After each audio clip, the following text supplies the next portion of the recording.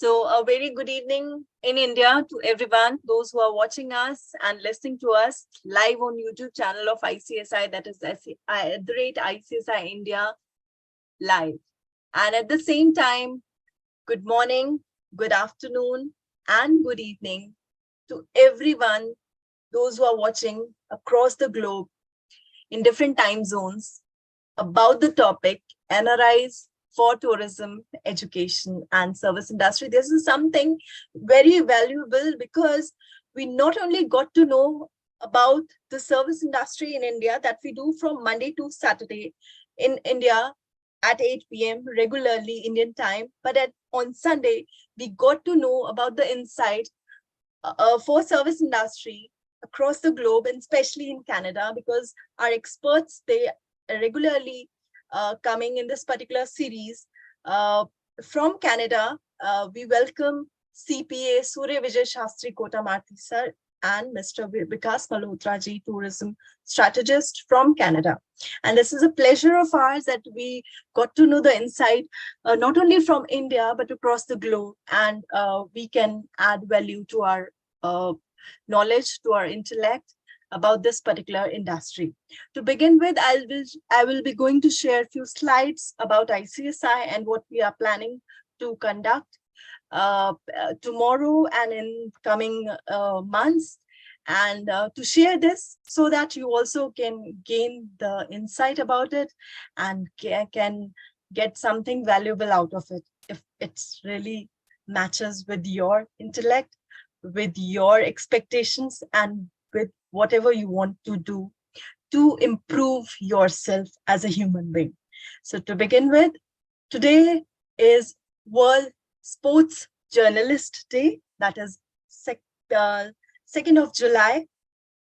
And I want to congratulate everyone. Sports is something which really rejuvenates us, really makes us energized, felt us happy, and very, very into ourselves. And when we talk about the journalism, this is something very energetic. So combining both things, sports and journalism, and that day, it always makes us feel really energetic and to do something more into this particular industry. And all the best to everyone. So World Sports Journalist Day, those who are into this particular field, all the best to all of you.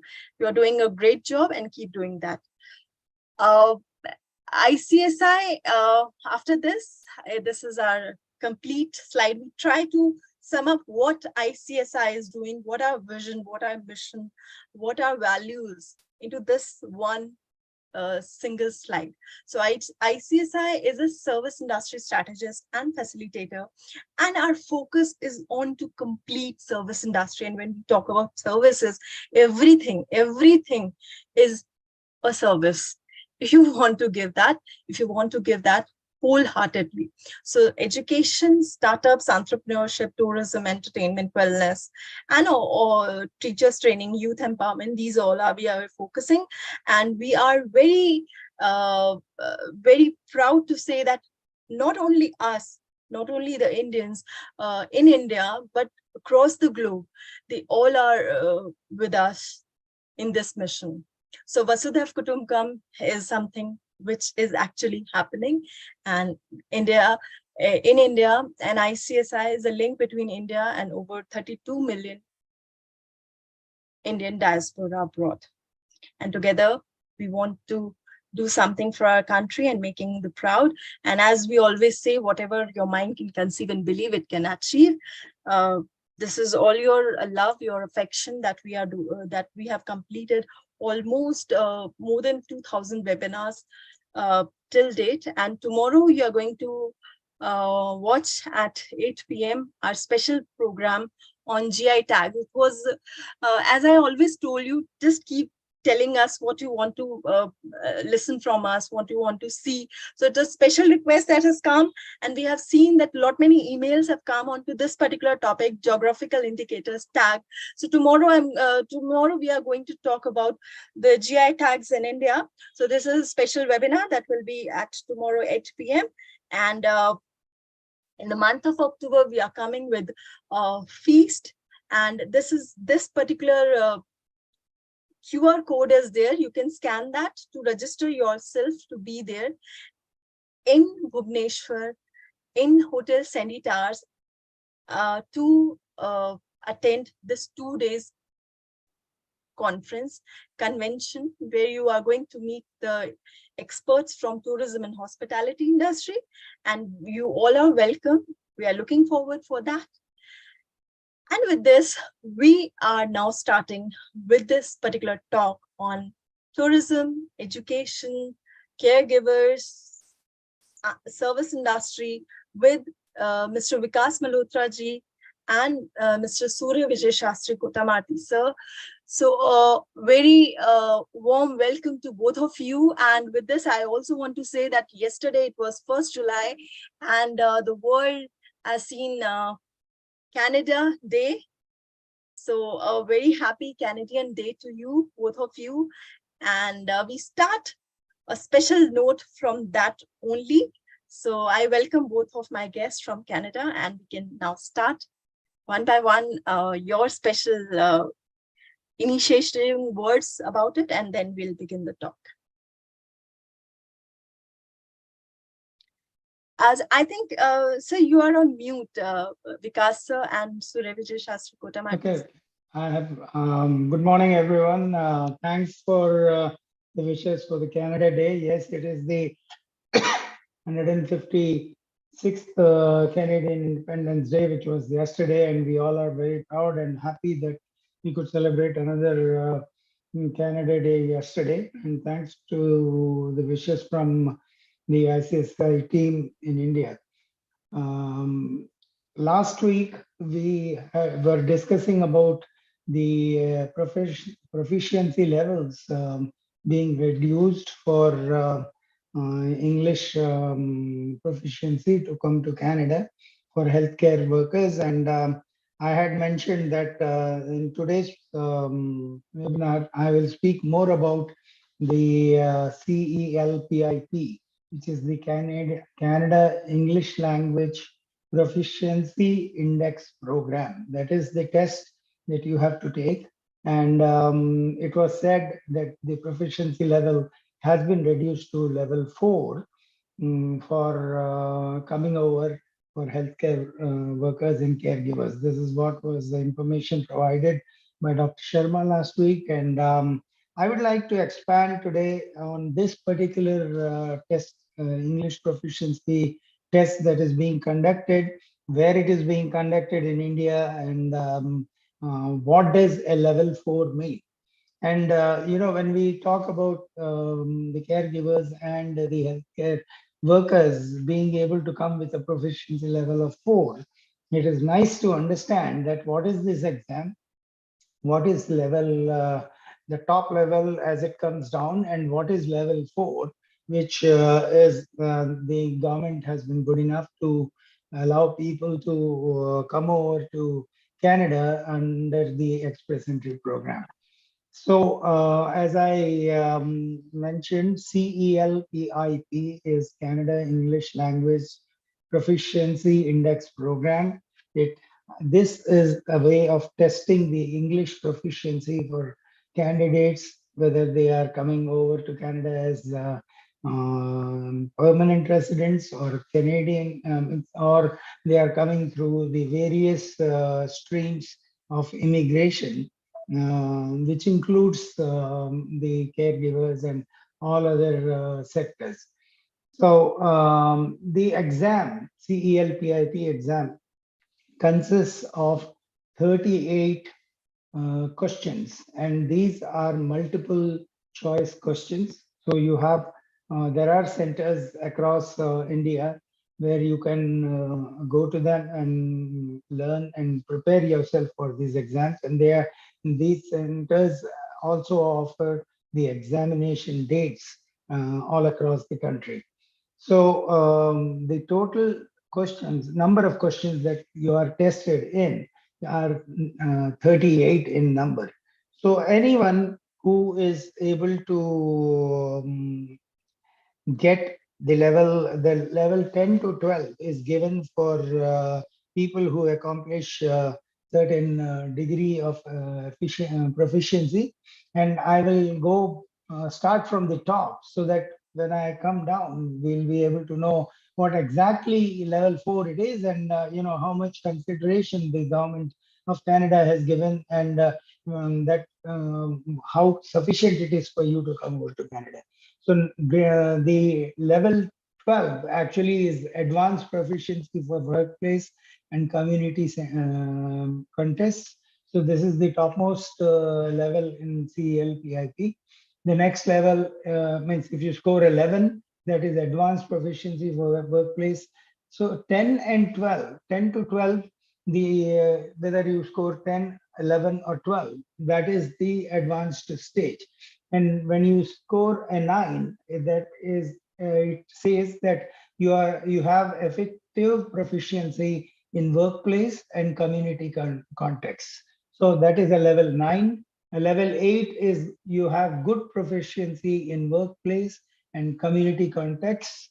Level 7 is adequate proficiency in work place and community context. Level 6 is developing proficiency in workplace and community context. Level 5 is acquiring the proficiency in workplace and community contests. And the level 4, which we were talking about, is adequate proficiency for daily life activities. So when you come in this semi-skilled sector, or the caregiver sector, the health caregiver sectors, which is the group under which many of the people can migrate right now. The good thing that has been that was said last week is that the level has been reduced to level 4. So if you have adequate proficiency in communicating and you are able to have your lifestyle, that is more than enough for you to come over to Canada. Now, these exams are conducted in India, and specifically talking about India, there are countries across the world, and if you type CELPIP Canada, you'll be able to get the centers all across the globe, in China, in Australia, in New Zealand, everywhere where people want to migrate from various parts of the world, the centers are there. But in India, specifically, there are 10 places, two in the south, which are Hyderabad and Chennai. So in Hyderabad, there are two centers, and in Chennai, there are two centers, and there's one in Bangalore also. Uh, Coming to the west, in Mumbai, we have two. In Gurgaon, we have two, and in Chandigarh and Delhi area, we have about four. So these are the places where you can apply and appear for the examinations, and you can contact them and see what are the dates available. They publish the dates specifically for each center. They are available only on certain dates. So those who are willing to test their proficiency and already have prepared themselves may be able to go and appear for this exam and see if you can get a level 4 so that it will be of help to you. I just wanted to throw light on that proficiency because we have spoken about the caregivers and what are the various categories in which they can come, which I will develop on more questions come about it. But at this point in time, I said I will give more details about the CELPIP program, and that's what it is. And questions are welcome after because he also gives his side of the travel industry. Yes, Thank you, thank you. Vikash. Over to you.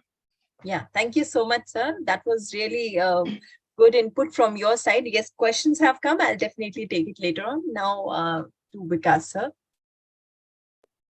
Hello, everybody. Good evening. Namaskar. Good afternoon, whatever time zone you are in. I want to congratulate not only the Canadians living here, but people who are associated with the Canadian land, who are inspiring to come, aspiring to come, thinking to come. Happy Canada Day. From yesterday, we are still in the weekend. It is Sunday. So we are still in that mode. You might be saying 156 years, that's too young. That's just, you were just born. Yes, we are dynamic. We're just born. And, but we all have a long way to go as well. So it was 156 years of a country's birth actually doesn't sound very much, especially when you're watching me from India, who's like centuries old. We have the civilization which started from there as well, but it's still, it is still new, but it is fresh. So, well, I might be sounding somebody like biased because I live here, but I must let you know that Canada welcomes all. Welcomes all. It does not matter what background you come from. What matters is you qualify to come, and there is a world of difference over here, especially because I have been raised in India, and when you come here, you can compare the two. Not that I'm saying that India is bad. India is very good, one of the very strongest economies. But what I'm trying to say is that if you already aspire to come for a quality of life, which I want to stress upon, uh, things like facilities of healthcare, things like facilities to educate your kids up to a certain level, no costings, like it is all included by the government's facilities, and then you've got really good pension plans. I'm talking long years of your life. Then this is definitely the place to come. Of course, we got to keep the weather factors in mind as well. It can be really severe cold during the winters, but trust me, everybody gets used to it. It's not a rocket science. We all are human beings. We adapt. I want to continue from the last week that we spoke about. We were talking about some latest apps, and I just learned about a few days ago, which I want to share with all of you. There is a website, there is a company which is using AI into their app. So what happened, and that's called TripMake, TripMake. What TripMake does is, I did a little bit of test run as well. If you type, I would like to go from Delhi to Rome in Italy as an example, it is sourced by the AI portal at the back end and will give you the itineraries that you can do, which was really good to see. That is something. So from last week to this week, there is already a development on an app on this platform, which is called as AI. So I would really request everybody, like the last week as well, let's get hooked to it. Let's get used to it, because that is the world which we are going to see. There's one very common question. I wanted to share one thing. I was conducting a small lecture just last week virtually, and one question came, which I would like to share on this platform. And honestly, we all have that question in the mind, but we really don't talk about it so much, is the foreign exchange conversion. Whenever you come from, let's say, you are planning to come from India, and now you will say, what is the fees if I go to apply for the for the student or for the work, etc. So you will get a fees in a Canadian. You will automatically in your mind, how much Indian is it? How much is that? Oh, how much is it equal to Indian? How much money I need when I go to visit over there? How much is the hotel cost? We are going to say $200 a night, but you're going to say 10,000 rupees a night. That is going to come to you. So please use a website called, you can use the app as well, called xe.com. X as an X-ray, E as an echo.com. XE will exchange any currency from one to another. Now, please keep in mind that is a guideline. That is not set in stone, because it depends upon your bank to bank also. And when xe.com will give you the results, you will have something called as BBR, and then you need to change to BSR. I'm going to explain you very briefly. BBR is bankers buying rate, what one bank buys Forex from another bank. BSR is bankers selling rate, what they sell to the consumers out there. What you got to see is BSR. BSR will obviously be a little bit higher, otherwise bankers are not going to make any profits out of it.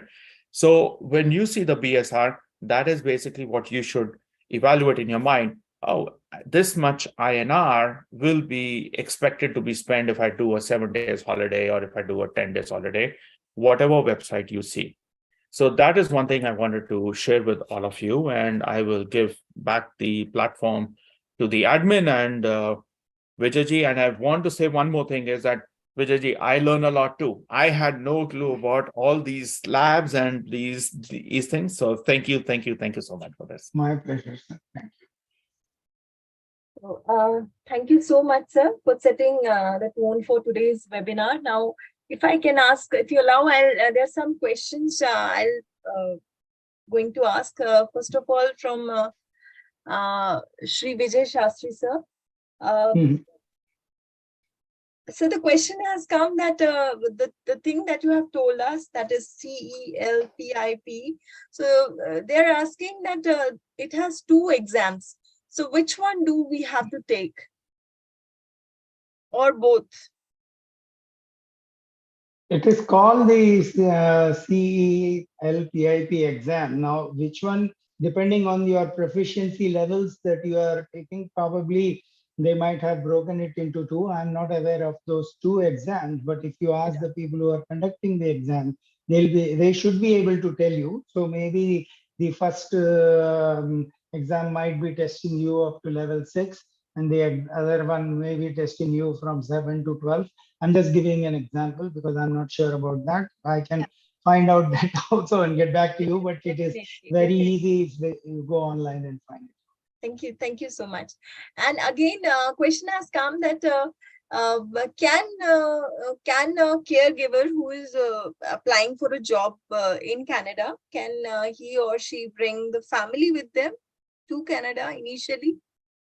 Once they get the express entry, then yes, the principal applicant is the person who has applied, and the work permit is given in their name.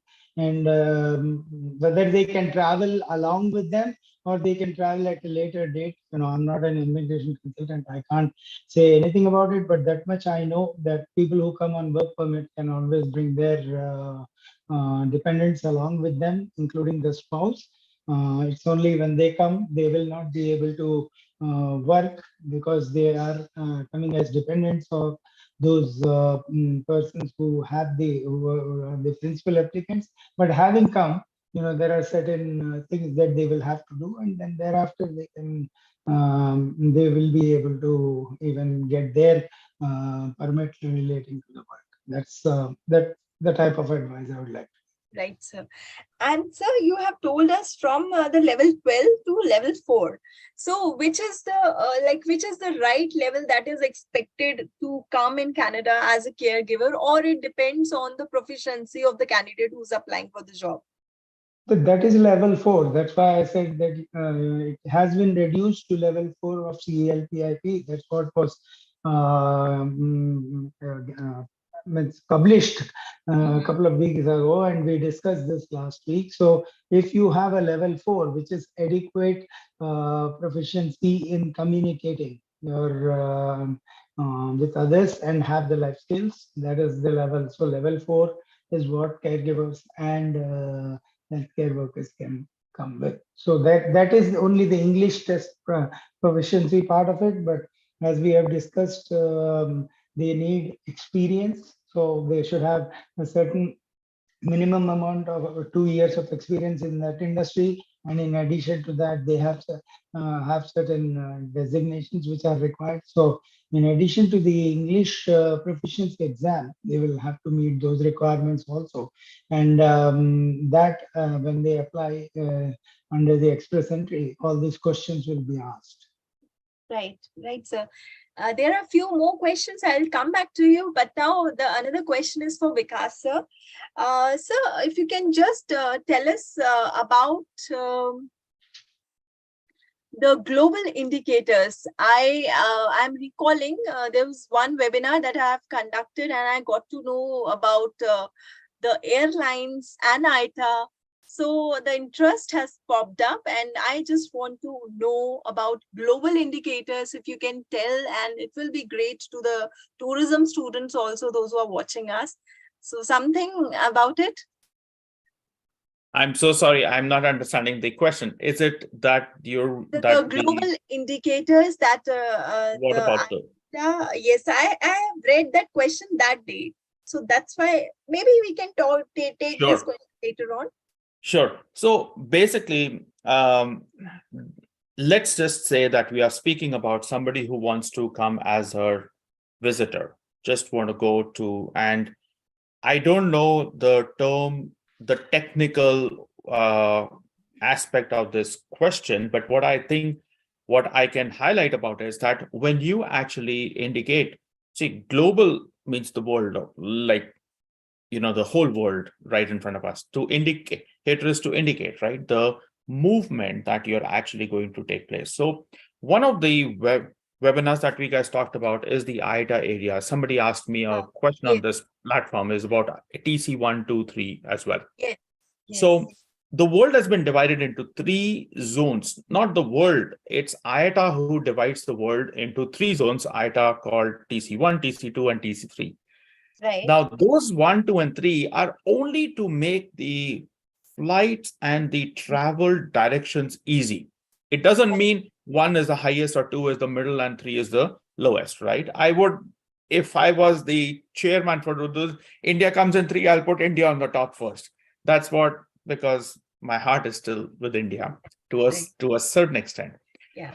to a great extent, I would say. So what happens is that TC 1, 2, and 3 is what, like if you're going to calculate a fare from India, as an example, to London, UK, we are referring to TC1 from TC3 to TC2. Europe as such comes in 2, North Yes. America and South America comes in 1, and Asia and certain parts of Middle East comes in 3. In that, we can include Australia, we can include the Southeast Asia, we can include India, and Yes. all of the Asian parts as well. So when you calculate a fare, it is not the direction only that you have to see. It is, there are 32 components to calculate a fare, and those 32 are actually the guidelines given by the TC 1, 2, and 3. Now, Okay. it might sound, let's say somebody wants to go from Delhi to Frankfurt, and somebody wants to go Delhi to London. I'm just going to give you a small little example, right? Yes. Now, geographically, the distance between Delhi to London is bigger than Delhi to Frankfurt, right? But Yes. in reality, if there are 30 flights in a week from Delhi to London and 20 flights from Delhi to Frankfurt, the fare for London will be lower as compared to the fare to Frankfurt. Because TC 1, 2, and 3 guidelines are, you don't even only have to see the geographical distance, because everybody thinks about the fuel cost. But think about it. Why are there 30? Why is there a higher frequency of London flights? Why? Because the demand is higher. So TC guidelines are, you got to compete and you got to build a fare based upon the market conditions. So that is one of the factors. So when we indicate globally where you're going from TC 1, 2, and 3, I'm going to Yes. give you another example. If you're going from Toronto, I should give examples of India. If you're going to go from Delhi to my, like, I'm so used to say Toronto all the time. So, but I'm just going to say, if you're going to go from Delhi to New York as an example, but you're going to take an airline which goes through Frankfurt. I'm just going to give you an example. So you go to a travel store or look online and say, hey, I want to go to New York, but oh, this flight is going via Frankfurt. Can I take a stop in Frankfurt for 2 days? Okay. Let's say if that happens. So TC guidelines are that you just can't take a stopover like that. That is that is called as MR routes, which is called MR fares, not point-to-point fares. Right. You are showing that you are taking a voluntary stopover in Frankfurt. It's a different level of the fare, because now you want to stop in Frankfurt, right? If you are taking Frankfurt only as a transit point and you're going to take your onward flight from that airport, you're just going to use that airport to change your flight to the onward flight to New York, then it's a different fare structure, which we call as point-to-point fares in the layman's term. But the moment you take a stopover, it becomes an MR fare. They are totally different. So these are the TC guidelines to indicate how to build a fare and how the world has been divided. I must share one more thing over this on this note, that TCs were conducted by IATA. ITA was born in Montreal, Gee, Quebec, right. only 4 hours away from where here we live.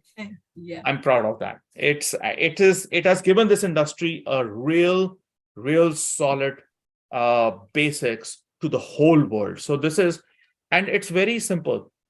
Even the technical part is very simple, how to build the fairs. It sounds very complex, but it is not. So, I mean, we can have another discussion on some Yeah. other day. I can go on and on and on with this Yes, one. sir.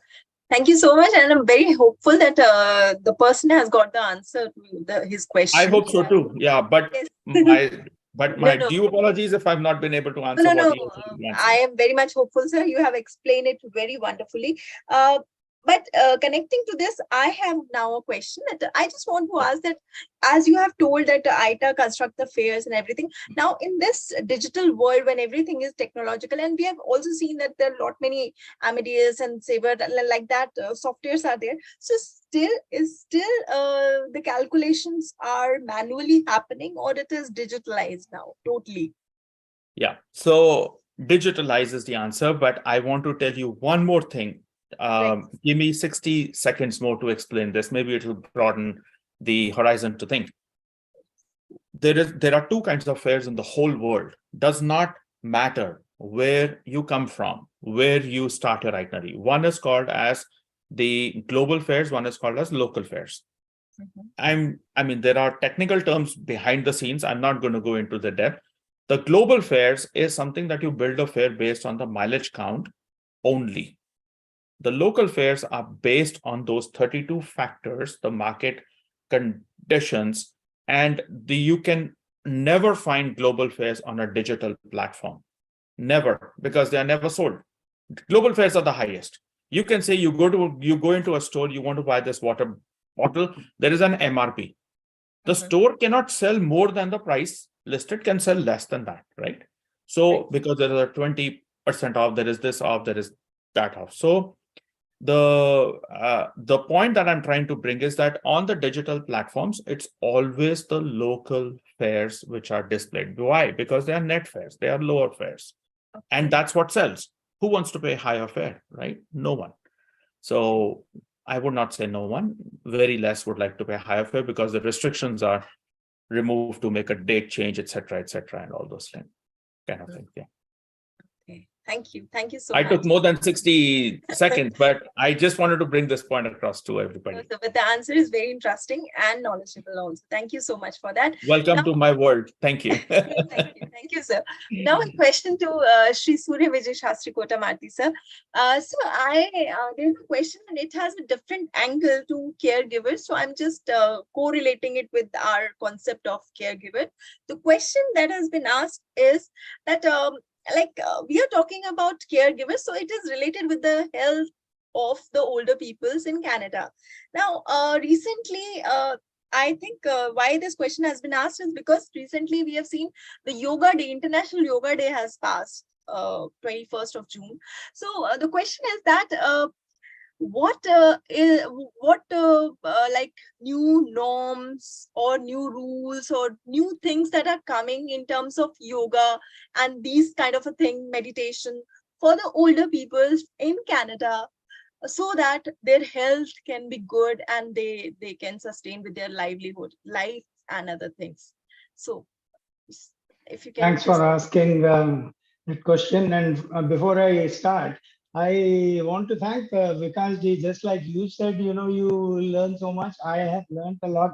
I know about the airline industry. In fact, I have prepared business plans for even an airline. And I know detail from the perspective of how an aircraft runs and how they make the money and how they should be doing it. But when it comes to the ticketing part, yes, I know about, have no knowledge about IATA and all that. But coming on this program, a lot of times the various things that you tell are so informative about the travel industry that it helps, and that's what is called GAN. And I learn a lot from what you say, and it shows the Likewise. amount of, yeah. Yeah. I appreciate your Thank contribution. you. So do I. Coming to this question that the gentleman has asked, first of all, let me just say something about caregivers. We are not talking about caregivers only for seniors. That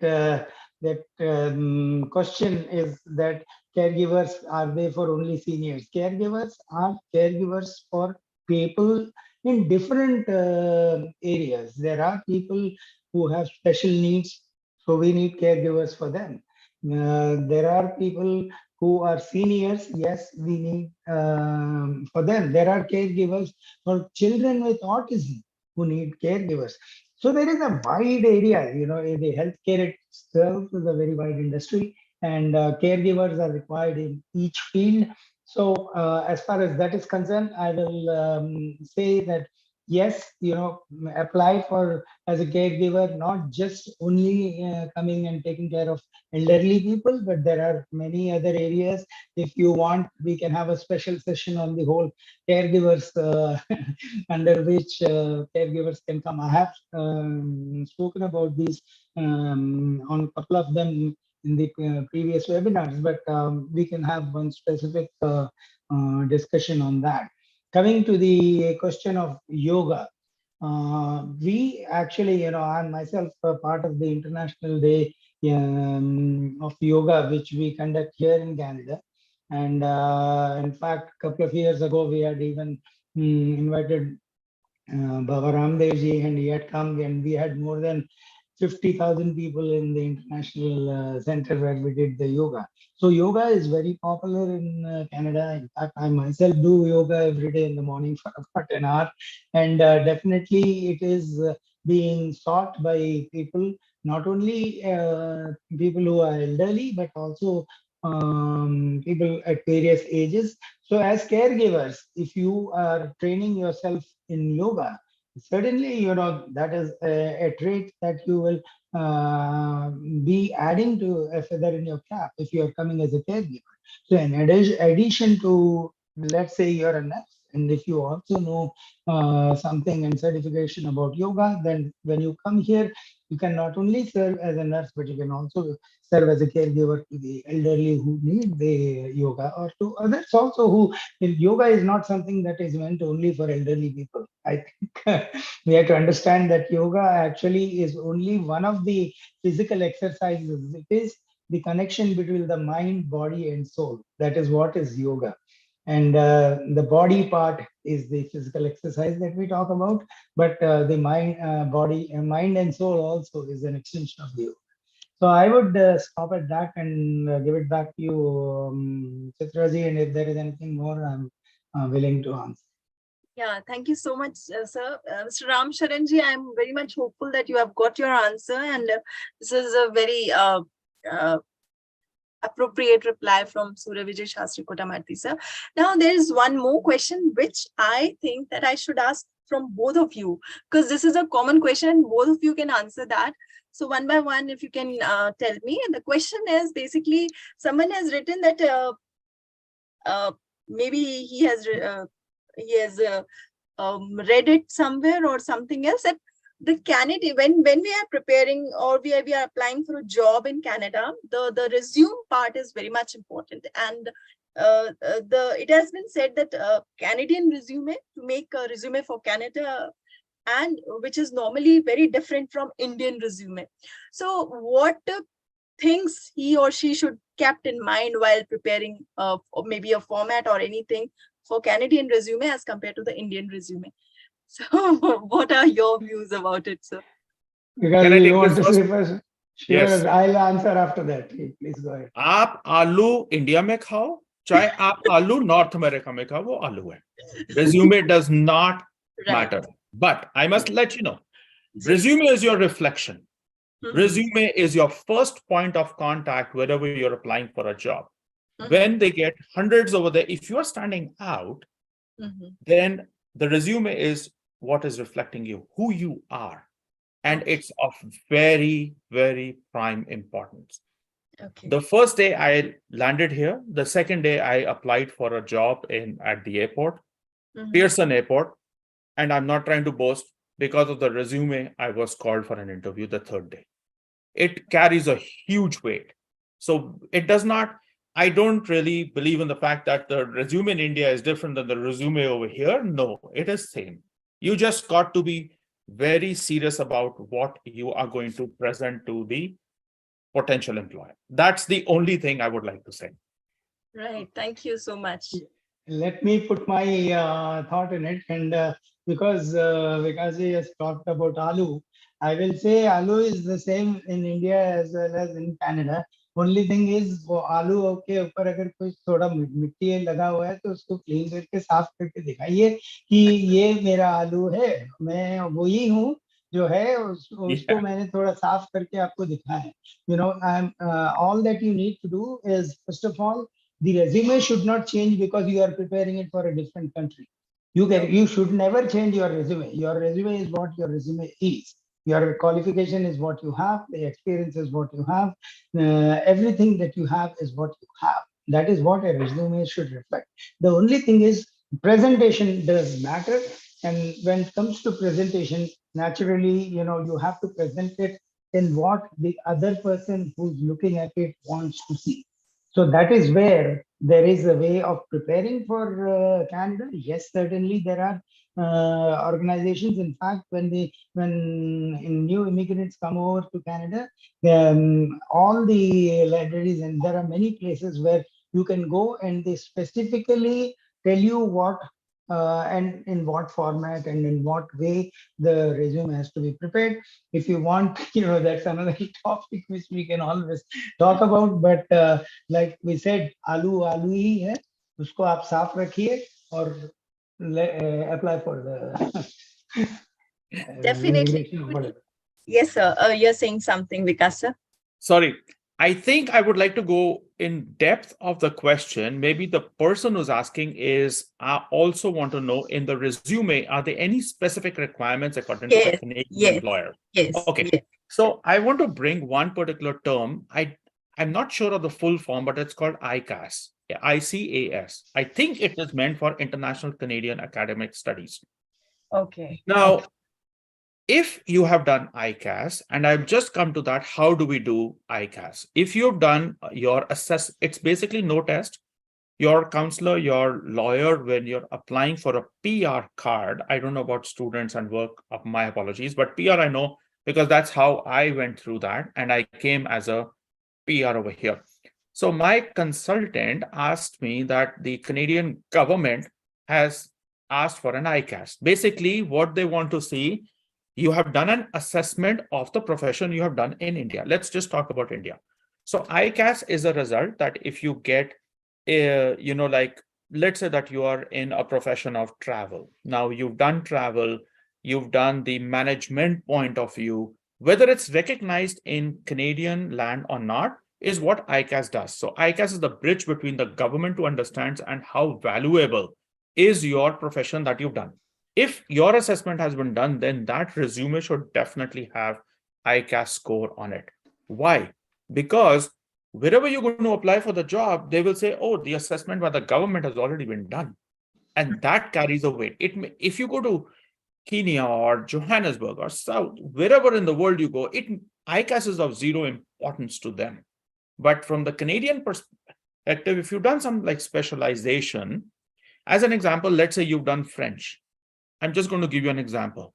Now, Right. Canadian employers are going to love you for everything because you're bilingual now.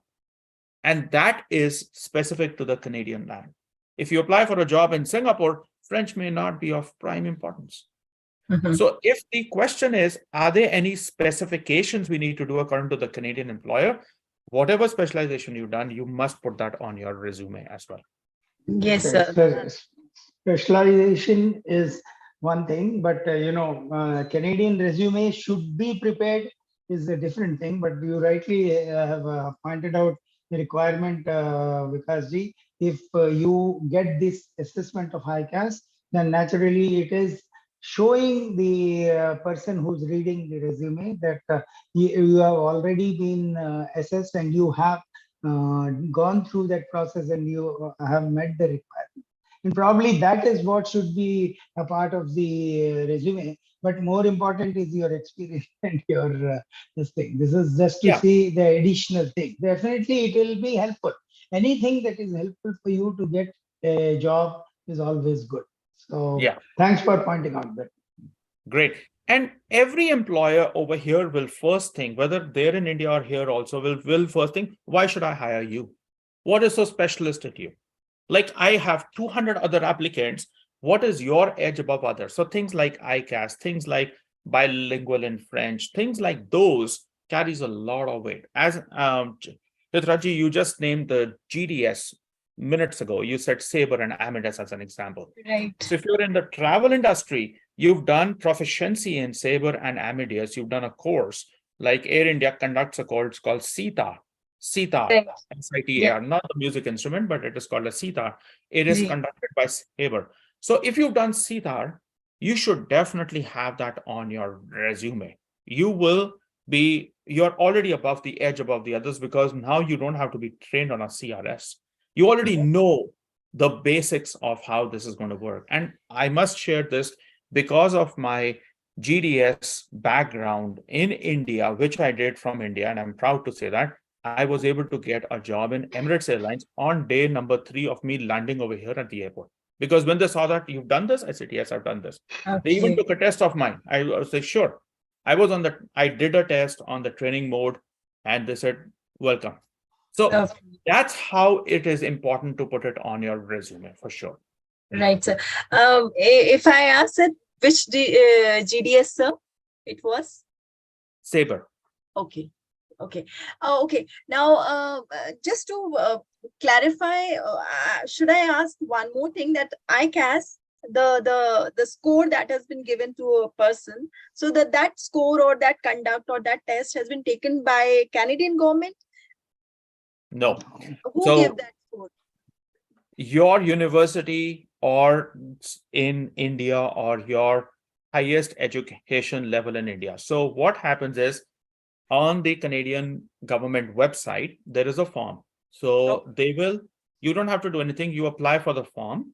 You can apply or you go to your university and they will say that I'm going to immigrate over there, but they need to make an assessment of how important it is. So there okay. are few steps that it has to be done. I'm not sure what is the score you need now, but when I applied, you need minimum 7 out of 10. If you get more than that, it means welcome. If it is less than that, it is of zero importance to them. And then your case is not going to go through. So, I mean, luckily I got 9.1 and ITFT is actually, Dr. Sharma actually got a phone call about me because I was a student of his at that time. That is this legit. That's how ICAS goes into the depth and pulls out your academic and your professional studies that you've done or the work that you've done. And then the university authenticates, stamps it that this is absolutely very, very important. The university submits it back, and then the Canadian Foreign Affairs makes an assessment of that. Okay. And that's how it is given. It's a process of almost 2 to 3 weeks. Okay. Right. Right. Thank you so much, sir, Yeah, you're welcome. for this valuable insight. And thanks for coming in today's webinar and giving us another wonderful time of yours with valuable information and lot many things I am reading out, not to read out, but I am reading um, in the chat box, and everybody is saying thanks to you for the knowledgeable, wonderful session. And they are saying that nicely explained by both the experts and lot many other things. So thank you so much. And with this, we are coming on to the end of this particular webinar for today. And we'll be back next week with lot many more information. And before ending this particular webinar, one last note from both the experts. For the youth, for the people, those who are listening to us, what you want to say? One last note from both of you, and then we'll end the webinar. Vijayji, do you want to say the last note and then I'll say that? Sure. I just want to appreciate that, this is the type of interactive thing that I would like to see. And I'm glad that people are asking questions because we can share with you what we would like you to know. At the same time, it is more important that you should ask us what you would like to know. And that interaction will lead to better understanding and help everyone. So thank you very much for that. I appreciate Great. it. And I want to say just 2 words: be hungry. Don't be satisfied. Be hungry. Got to get to the depth of it. If you want to come, or even if you don't want to come, you want to be within India, wherever you are watching us from, stay. It's perfectly great, but be hungry to become number one. Never compromise. Oh, I'm taking it easy. I'm really happy. There's always things to do more, always to do more, always to do more. If I'm not talking professional wise, even if you're absolutely rich, you are settled down in your life, you're happy with your job, do a voluntary work. Help the society around you. Help the human being, but always be hungry. That's all on the motivation side that I want to say, but thank you so much for having Right. me. Thank you so much, sir. Please excuse me as I will want to end this webinar over here, but your valuable knowledge has taken few more questions. 2 questions have come, but I'll take only one question because another question you have already answered. They have asked about documents to apply for ICAS. You have answered that. But one question I'll take if you have a minute to answer that. Sure. They have asked that which is faster, WES or ICAS? There may be one more thing apart from ICAS. There's WES also. If is there any difference to any of them, or both of them are same? I really apologize. I did this almost 15 years ago. I have Right. no info about WES. Thank you for putting that term across to me. It's a learning for me. I can definitely find that out as well. But I know for sure that ICAS still exists. One of my friend's brother had applied for it, and he also had to go through ICAS. But ICAS is not something you will voluntarily do. Only if the Canadian immigration is asking you to do, then you will do it. Okay. Not just like on your own. It's an additional requirement. It's a requisite only when asked. It's not a prerequisite to apply. Right. Thank you so much, sir. And they will ask. They are smart enough to ask. If they're in a doubt, they don't know, they're on the fence. They will say everything is clear, everything is good, but we don't know that the profession you come from is going to be valuable to the Canadian economy or not. And for that, you need to do ICAS only if you're asked. Right. Thank you for the explanation, sir. And thank you for your time once again. We'll meet next week, same time. And thank you. Goodbye, everyone. Goodbye. Good day to all of you, sir.